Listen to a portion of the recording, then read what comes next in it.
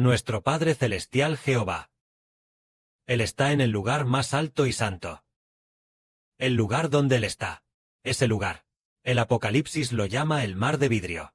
También llamado la Jerusalén celestial. El monte Sión celestial está en el reino de los cielos. Él está en ese lugar. Es un lugar extremadamente santo. Es el lugar más alto. Hay miles y millones de ángeles. De pie ante el Padre Celestial. Hay gloriosos ángeles querubines que dicen: ¡Cuán santo es Jehová Dios! ¡Cuán santo! ¡Cuán santo! Nuestro Padre Celestial está en un lugar extremadamente santo. Él es tan excelso, tan santo. Es el único creador de todas las cosas. Entonces, es maravilloso. El Padre Celestial está en las alturas. Pero Él se humilla a sí mismo, para observar los asuntos de cada persona. Lógicamente hablando, el hombre no es ni siquiera como el polvo. Vemos que, en comparación con toda la creación del Padre Celestial, se podría decir que ni siquiera la tierra cuenta como polvo, cuanto menos las personas en la tierra. Pero el Padre Celestial se humilla a sí mismo, para observar los asuntos de cada persona. Entonces, ¿cómo se humilla el Padre Celestial? ¿Para observar los asuntos de cada persona? El Padre Celestial está en el lugar más alto. Él escudriña el corazón de cada persona, para ver si esta persona ha actuado con justicia, o si aquella persona ha hecho el mal. Él quiere ver quién ha actuado con justicia, para complacerse en esa persona y alabar a esa persona. Pero, ¿qué pasa con aquellos que cometen pecados? El Padre Celestial lo lamenta mucho, pero al actuar así, el Padre Celestial le da mucho tiempo, y aún así no se arrepiente. El Padre Celestial lo lamenta mucho. Demos un ejemplo. En el libro de Génesis se registra la historia del gran diluvio de Noé. En aquel tiempo, toda la humanidad hacía el mal. Todos se apartaron del camino de Dios. Todos servían a ídolos. Y lo que pensaban día y noche era solo maldad. Por eso, el Padre Celestial se lamentó de haber creado al hombre. Lamentándose de haber creado al hombre, a los seres humanos que creó, quienes abandonaron por completo a Dios, y carecieron de la gloria de Dios. Todos hacían el mal, y eran enemigos de Dios. Él se dolió profundamente en su corazón. Justo en ese momento, él vio que había un hombre. Este hombre era Noé. Noé era considerado un hombre perfecto en su tiempo. Él caminaba con Dios. Era un hombre justo. Entonces el Padre Celestial vio que Noé era un hombre justo, que andaba en los caminos de Dios. Dios recibió cierto consuelo. Toda la humanidad se había corrompido. Pero en Noé, Dios vio cierto consuelo, diciendo que toda la humanidad hacía el mal. Pero, ¿qué hay de Noé? Él actuaba con justicia. Entonces Dios, por causa de Noé, no envió el gran diluvio de inmediato, sino que esperó pacientemente, hasta que Noé terminó de construir el arca. Y después de que toda la familia de Noé entró en el arca, Dios envió el diluvio, para destruir a los malvados de aquel tiempo. Esto nos hace ver que el Padre Celestial, en su lugar excelso y santísimo, realmente se humilla a sí mismo, para observar los asuntos de los hombres. Él recompensará a aquellos que andan en sus caminos. Y así, las 8 personas de la familia de Noé fueron salvas. Entonces comprendemos que toda la humanidad son descendientes de Adán. Adán, por supuesto, traicionó a Dios. Pero, ¿es toda la humanidad descendiente de Noé? Los que leen la Biblia lo entienden, ¿verdad? Toda la humanidad, después del gran diluvio, se multiplicó a partir de los 3 hijos de Noé. Aquellos 3 hijos de Noé eran los hijos biológicos de Noé. Así se formó que toda la humanidad se convirtiera en descendiente del justo Noé. Por supuesto, entre los descendientes de Noé hubo muchos que hicieron el mal, y también algunos que hicieron lo justo. Al final, los que hacen lo justo obtienen la vida eterna, y los que hacen el mal perecen. Se ve que Dios se humilla a sí mismo, para observar los asuntos de cada persona. Quiere ver si el Padre Celestial, estando en lo alto del lugar más santo, ve que si hay una persona que camina siempre en el camino de Dios, Dios le aplaudirá y lo elogiará. Vemos que hay una persona a quien el Padre Celestial especialmente elogió. El Padre Celestial, ante miles y millones de ángeles. ¿Quién es este al que elogió? Hermano Geber, muéstrales a los hermanos y hermanas. Esta persona es maravillosa. El Padre Celestial elogió a esta persona. El Padre Celestial es tan excelso, que al ver a un hombre justo, se alegró mucho, porque la humanidad entera son hijos de Satanás. Toda la humanidad ha sido engañada por Satanás. Pero había un hombre, por supuesto, él también podría no haberlo hecho también. Pero, a los ojos del Padre Celestial, era considerado bueno para esa época. Así que el Padre Celestial elogió a este hombre. Su nombre era Job. En aquel tiempo, el Padre Celestial elogió así a Job, mientras Satanás vagaba por la tierra, y luego subió al cielo.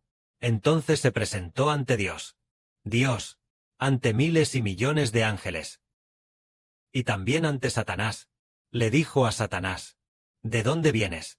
Satanás respondió a Jehová, nuestro Dios, diciendo: He estado vagando por la tierra, y luego he venido aquí. Entonces Dios le preguntó a Satanás: ¿Te has fijado en mi siervo Job? No hay nadie en la tierra como él, tan íntegro y recto, temeroso de Dios, y apartado del mal. Es decir, Dios dijo: no hay nadie en la tierra como él, tan íntegro y recto, temeroso de Dios, y apartado del mal. El Padre Celestial es tan excelso, pero vio a Job como un hombre íntegro, recto, temeroso de Dios, y apartado del mal, y además, ante miles y millones, ante los ángeles, elogió así a Job. Después, por supuesto, Satanás dijo: ¿acaso Job teme a Dios, porque Dios lo bendice? Si Dios no lo bendijera, te abandonaría en tu propia cara. Entonces, Dios dijo: está bien, él está en tus manos, pero no le hagas daño. Entonces Satanás atacó a Job. Hizo que todas las posesiones de Job, el ganado y los animales desaparecieran, y sus hijos también desaparecieron. Todos sus hijos murieron, el ganado y los animales también murieron, y la mayoría de los sirvientes fallecieron. Fueron atacados por Satanás y murieron. En ese momento, Job todavía no maldijo a Dios, ni culpó a Dios. En ese momento, después de que pasaron algunos días, Satanás volvió a presentarse ante Dios. Miles y millones de ángeles también se presentaron ante Dios. Dios le preguntó a Satanás: ¿te has fijado en mi siervo Job? No hay nadie en la tierra tan íntegro y recto como él, que tema a Dios, y se aparte del mal, aunque me incitaste contra él, para arruinarlo sin causa alguna. Él todavía mantiene su integridad. Es decir, Job en la prueba todavía temía a Dios. Podemos ver que nuestro Dios Jehová, él realmente está en lo más alto, en el lugar más santo, y también es el Dios que gobierna todo. Nuestro Padre, sin embargo, se humilla para mirar a un hombre llamado Job, a quien quiere observar. Si esta persona es justa, el Padre Celestial la mirará. A esta persona justa, ¿cómo le va? Lo que más observa, queriendo saber si esta persona justa está caminando en los caminos de Dios. Si lo hace, Dios lo elogiará mucho. Es realmente maravilloso. Así de sublime es Dios. Pero se humilla a sí mismo para preocuparse por un Job muy común. Entonces, ¿qué podemos decir? El Padre Celestial, al ver a Job caminar en la justicia, él observó el comportamiento de Job. Entonces pensemos: Dios, ¿por qué muchas personas no pueden encontrar a Dios? Y Dios no escucha sus oraciones, y haga lo que haga, ¿Dios no lo bendice? Tal vez camina por el camino del pecado. Pero si camina por el camino de la justicia, Dios lo bendecirá continuamente, bendición sobre bendición, y sobre la gracia añadirá más gracia.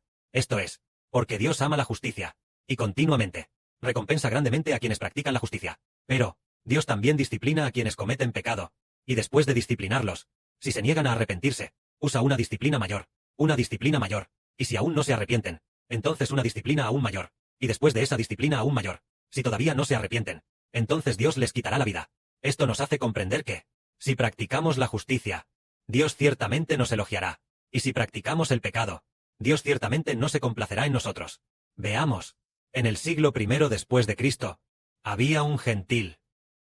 Este gentil no era israelita, era extranjero, era romano, y porque practicaba la justicia, Dios lo elogió. Aquel hombre se llamaba Cornelio. Era un centurión romano. Un centurión del ejército romano. Debía de ser romano, no israelita. Pero Él también servía a Dios. Así que este hombre, un día, mientras oraba, al mediodía o, en algún momento de la tarde, mientras oraba, de repente, un ángel se le apareció y le dijo. Este ángel directamente le dijo esto a Cornelio. Cornelio, no temas. Tus fervientes oraciones han sido escuchadas por Dios. Haces el bien a menudo. Tratas con bondad a los pobres.